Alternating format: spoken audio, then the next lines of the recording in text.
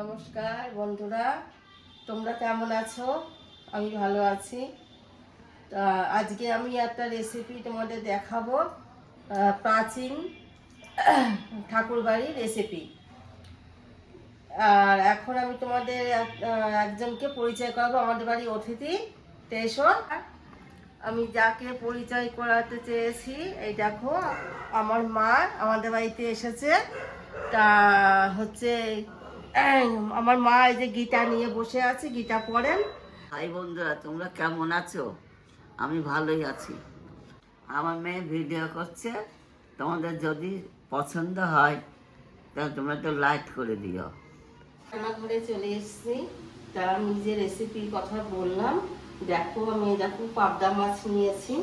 এই পাবদা মাছ দিয়ে আর এই যে রসুন কুচি, লঙ্কা, তারপরে টমেটো, তারপরে দুই জায়গায় টমেটো রেখেছি, মানে একটা হচ্ছে তোমার একটা মিক্সচার ফিস হবে, আর এইটা আমি তেলের পরে দেব।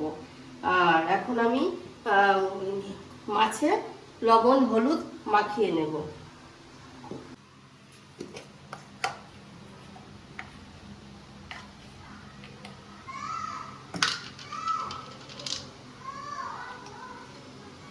দেখো বন্ধুরা, এই মাছে আমি এখন লবণ হলুদটা মাখিয়ে নিচ্ছি।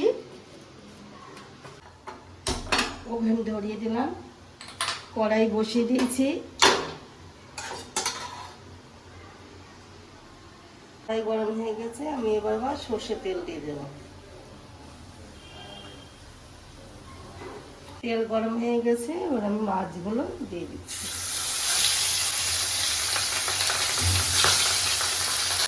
মাছগুলো আমি বেশি কড়া ভাজবো না, হালকা।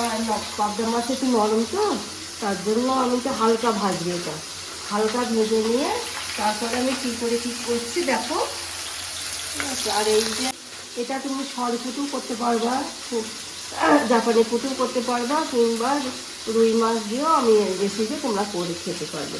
তা আমি কীভাবে করছি তোমরা দেখো, তা তোমরা সেটা দেখিয়ে নিয়ে তোমরা ঘরে ঘরে করে খেয়ে আর দেখো। দেখো এরকম ভাজা হলে তোমরা তুলে নেবে। বন্ধুরা, আমি এখন কালো জিরে ফোড়ন দিচ্ছি।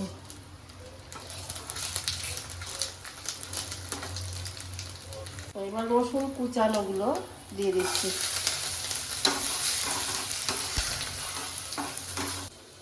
এরকম কটা কাঁচা লঙ্কা, টমেটোগুলো দিয়ে দিচ্ছি।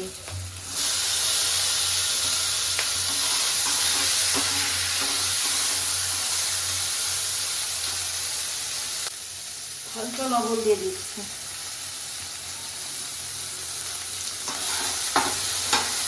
টমেটোগুলো একটুখানি গলার জন্য আমি একটু ঢাকা দিয়ে দেবো।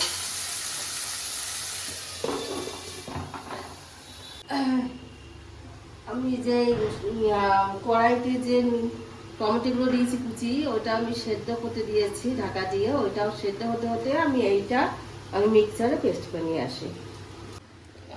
আমি ঢাকা দিয়ে গেছিলাম টমেটোগুলো পেস্ট করতে। আমি এখন ঢাকনাটা খুলে নিয়ে দেখি কেমন ওই কুচানো কম টমেটোগুলো সেদ্ধ হয়েছে।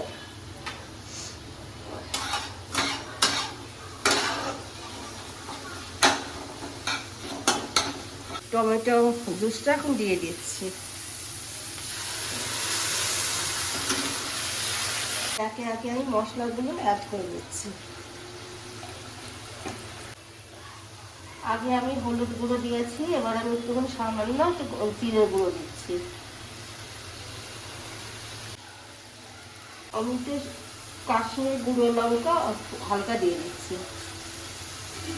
আর টমেটো একটু ব্যালেন্স করার জন্য আমি সামান্য চিনি দিয়ে দিচ্ছি। টক খেয়ে যায় বলে তাই একটু চিনি মিশিয়ে নিলাম, তাই জিনিসটা মানে অতটা টক, মানে খাটা টকটা হবে না। সামান্য একটু লবণ দিয়ে দিচ্ছি।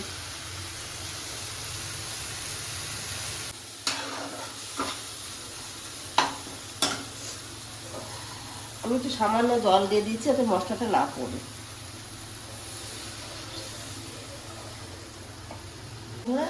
মশলাটা তেল ছেড়ে গেছে, এবার তেল ছেড়ে গেছে। নাহলে তো তেল না ছাড়া পর্যন্ত জলটা দিতে পারছিলাম না, নাহলে কাঁচা গন্ধ দেবে। তাই তেলটা ছেড়ে গেছে। এবার আমি সামান্য একটু জল দেবো যাতে মাছটা গা ভাসা হয়।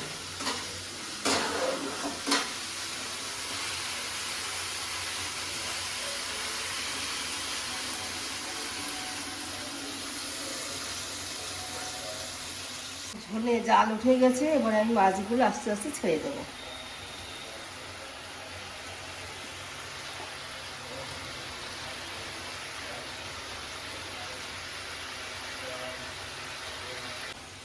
সামান্য একটুখানি গরম মশলা দিয়ে দিচ্ছি, এটা মানে একটুখানি ভালো লাগবে বলে তাই হালকা দিয়ে দিলাম।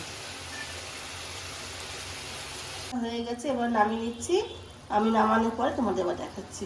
তো বন্ধুরা, আমি এখন নামিয়ে নিয়েছি। আর এটা কিন্তু ঠাকুর বাড়ির রেসিপি, এটা খুব সুন্দর লাগবে খেতে, গরমকালের এটা রেসিপি খুব ভালো।